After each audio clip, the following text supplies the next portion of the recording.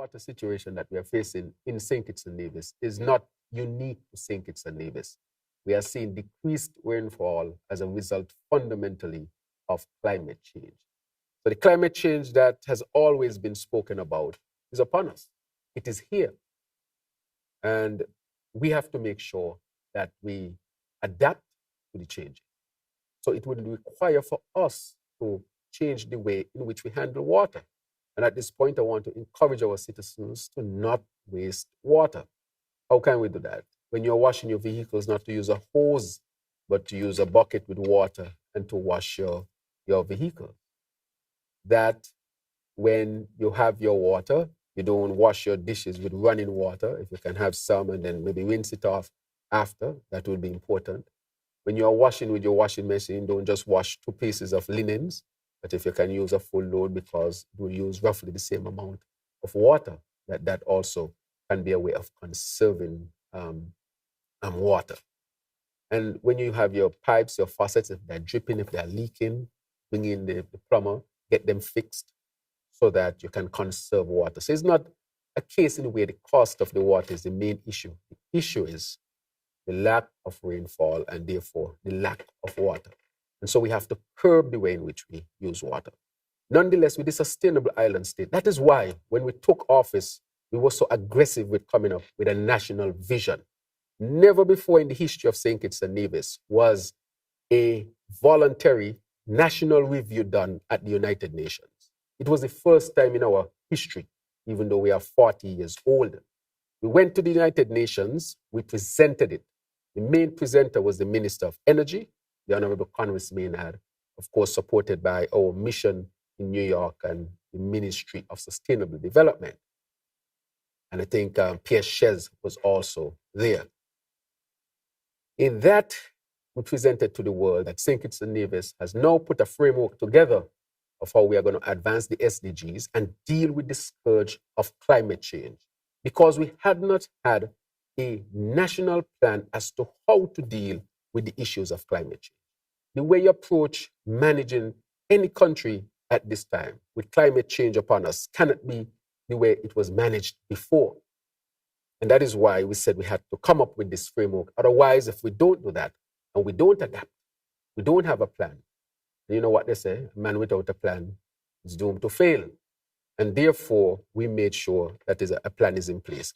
Now, within that plan, we have 7 pillars of the sustainable island state. At the center of it is energy, which we can talk about, but water is also a significant part of it. We want our people to be able to have 24/7 water, but of course, water that you will not waste. So what have we done in order to deal with what we knew would happen? I had been speaking about this before the situation even became so critical. Since we got into office, since on the platform, we had been speaking about this matter. That is why when we got into office, we just hit the ground running. Had we not done that, we would not have had the hope that we have now. For example, what is one of the measures we took? In the hardest hit areas, we delivered water storage tanks to the people so that they can store some water, because these are people who sometimes would go days without water. As the climate change intensifies, and we have seen, I don't know if you saw, the last 10 months were the hottest days recorded in history. The hottest months recorded in history, the last 10 months, which means that this thing is really upon us. And so we did that. The other thing that we did, apart from the storage, is that we started to drill in Keon as soon as possible. As soon as we got there, we said, look, let's get back the persons engaged and get them going. Of course, there was a delay. There was a delay because under the last administration, they abandoned the plan and the machinery or the equipment just sat there and basically rot because of bad political decisions that were taken under the last administration. Had they continued the plan, we would have had the drilled water many, many years ago. And so even with this climate change, we would have been in a different situation. However, they were able to get their machinery and equipment back to working condition. Drilling started almost immediately in Keon. And today I want to say that we discovered a well that we are in the final stages of completing. If you go over there, this is the pump house. They're doing painting of the pump house and so forth. I was informed that the last piece of equipment to drive the pump to pump the water from the earth is here, should be cleared tomorrow. And by weekend, they should be doing what you call the 72-hour test, where they just pump water.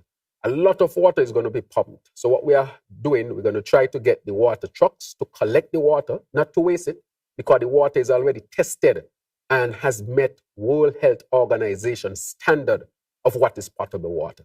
Despite the noise you hear people making noise, had 7 years and did nothing to resolve the water. No, we are really trying to resolve the water. Instead, they try to support, they're trying to bring all sort of dark clouds over such a wonderful and beautiful project to resolve people's problems. So I say, ignore the noise and the detractors and let us get this going. So we are in the last stages of completing that project in Keon. Then the hope is to go to Shadwell and see if we can fix that one. And we are going to do a project around St. Kitts and Nevis to identify where the wells are. But in addition to that, and I think some of you might have reported on it, there was a UAE donation to St. Kitts and Nevis, which was stopped again by the last administration, where they offered desalination using renewable energy to produce about 60,000 gallons of water per day. We had to get back into that agreement. And just maybe a few weeks ago, we had the groundbreaking for the desalination plant at Canada, at the beach in the Canada area, the Canada Estate area. And we expect that to be completed somewhere around June, July. So that is on the way. The other thing that we are doing right now is reaching the final stages of negotiations for the 2 million gallon desalination plant, which we hope to complete in the first quarter of 2025.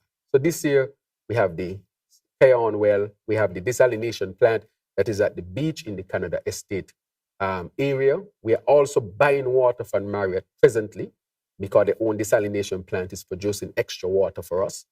We have, of course, the storage tank, but as we get more water online, we are hoping that we can get to producing more and more hours of access to water for our people here in St. Kitts and Nevis.